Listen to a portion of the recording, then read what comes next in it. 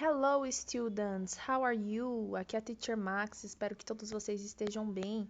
Hoje nós vamos estar dando continuidade com as nossas aulinhas de inglês, certo? A partir da página 39. Let's go!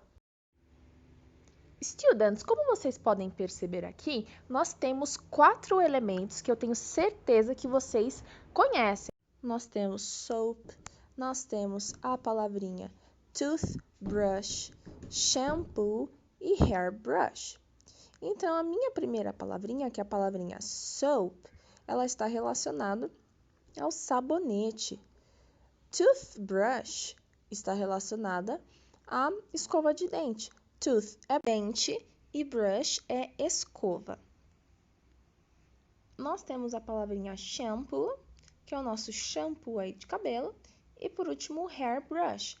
Relembrando novamente, hair é cabelo e brush é escova. E vocês vão responder essa perguntinha. Copie o nome de 2 produtos utilizados no banho. Mas para a gente poder copiar os nomes, nós temos que colar o nome correspondente no lugar certo. Então, vocês vão seguir a sequência que a teacher falou e vão colocar os nomezinhos nos lugares correspondentes. E em seguida, nós vamos copiar o nome de 2 produtos que são usados no banho e acrescentar nessas linhas, ok? Na nossa próxima página, pessoal, é um exercício bem parecido com os exercícios do nosso book anterior, tá? Então, nós temos aqui alguns animais da qual vocês já conhecem, cat, dog e bird, certo? E nós temos que ligar os nossos animais que estão com a parte do corpo faltando com a parte exatamente igual que se encaixa na foto.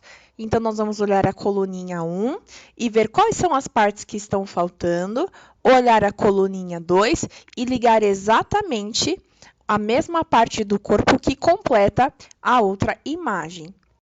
E, por último, nós vamos marcar um X no único animal que tem a cor yellow. Vocês sabem bem que cor é essa? Então, vocês vão marcar um X no nome do animal que tem a color yellow.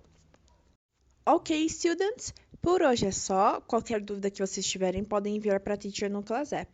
Have a nice weekend. Tenham um ótimo final de semana. Bye, bye!